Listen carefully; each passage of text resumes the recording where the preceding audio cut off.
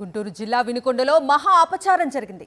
ప్రభుత్వ సభలో సీఎం చంద్రబాబు వ్యవహారం మరోసారి వివాదాస్పదంగా మారింది. సభ సందర్భంగా వేదికపై బూట్లు ధరించి వెంకటేశ్వర స్వామి విగ్రహాన్ని పట్టుకున్నారు సీఎం చంద్రబాబు. సభలో పాల్గొన్న చీఫ్ విప్ జీవి ఆంజనేయులు ముఖ్యమంత్రికి వెంకటేశ్వర స్వామి విగ్రహాన్ని అందించగా సీఎం బూట్లతోనే విగ్రహాన్ని తీసుకున్నారు. అనంతరం భద్రతా సిబ్బంది సూచనతో సీఎం బూట్లు తొలగించారు. అలాగే అదే వేదికపై బూట్లు వేసుకునే రామలింగేశ్వర స్వామి పటాన్ని కూడా స్వీకరించారు. ఈ ఘటనపై అభ్యంతరాలు వ్యక్తమవుతున్నాయి.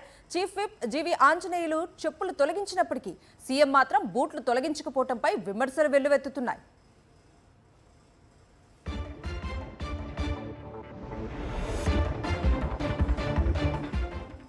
గుంటూరు జిల్లా వినుకొండలో మహా అపచారం జరిగింది.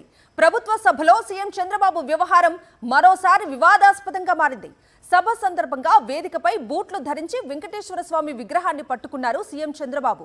సభలో పాల్గొన్న చీఫ్ విప్ జీవి ఆంజనేయులు ముఖ్యమంత్రికి వెంకటేశ్వర స్వామి విగ్రహాన్ని అందించగా సీఎం బూట్లతోనే విగ్రహాన్ని తీసుకున్నారు.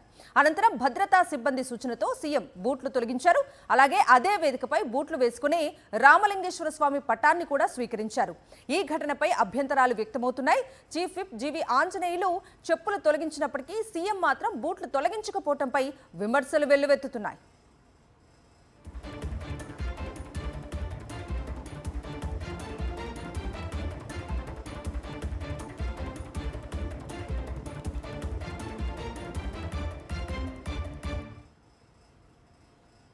గుంటూరు జిల్లా వినుకొండలో మహా అపచారం జరిగింది.